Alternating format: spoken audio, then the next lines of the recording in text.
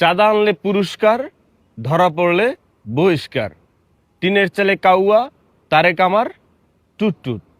এখন তারেক রহমানের নামে যদি এরকম স্লোগান হয় ঢাকার রাজপথে যে তারেক আমার টিনের চালে কাউয়া, তারেক আমার, সেটা নিশ্চয়ই পুরো বিএনপির জন্য লজ্জাজনক, হতাশাজনক, দুঃখজনক, তারেক রহমানের জন্য ম্যাটার অফ শেম।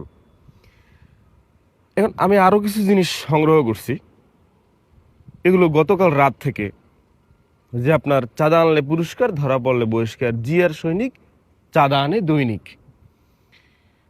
চাঁদাবাজ বিএনপি ক্ষমতায় গেলে করবে কি, বুয়েটের শিক্ষার্থীরা স্লোগান ওইটাই দিছে, টিনের চালে কাউয়া, তারেক আমার টুটটুট। বুয়েট যাকে আজ লাল কার্ড দেখায় বাংলাদেশ তাকে কাল লাল কার্ড দেখাবেই, আওয়ামী লীগের সময় এটা হয়েছে।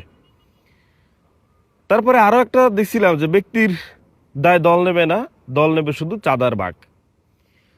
আওয়ামী লীগ বিএনপি 2 সাপের 1 বিষ, নৌকার ধানের শেষ 2 সাপের 1 বিষ।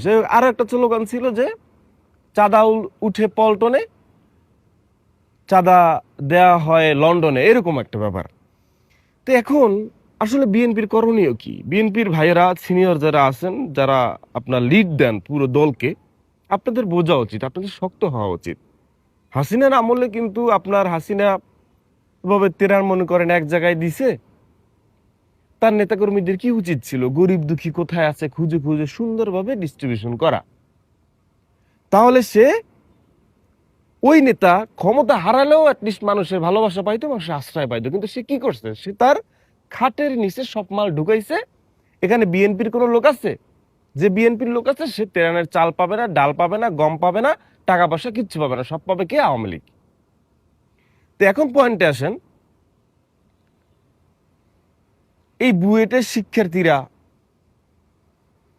যে স্লোগান দিল টিনের চালে কাউয়া, তারেক আমার টুটটুট, বা গতকাল রাতে আপনি দেখবেন ইডেন কলেজে, ঢাকা বিশ্ববিদ্যালয়ের জসিমউদ্দিন হল, অন্যান্য হল, নানান জায়গায় স্লোগান হয়েছে। এখন এই স্লোগান কি জামাত দিছে? এই স্লোগান কি আপনার শিবির দিছে? এই স্লোগান চরমনাই দিছে? এই স্লোগান কি এনসিপি দিছে? এই স্লোগান কি গণ অধিকার পরিষদ দিছে? এই স্লোগান কি বাম ডান সামনে পিছিয়ে দিছে? এই স্লোগান কিন্তু সাধারণ শিক্ষার্থীরা দিছে।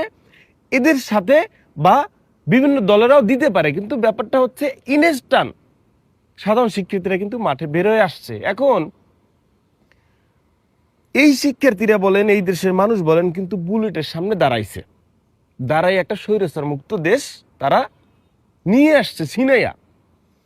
এখন এত বড় ঈদের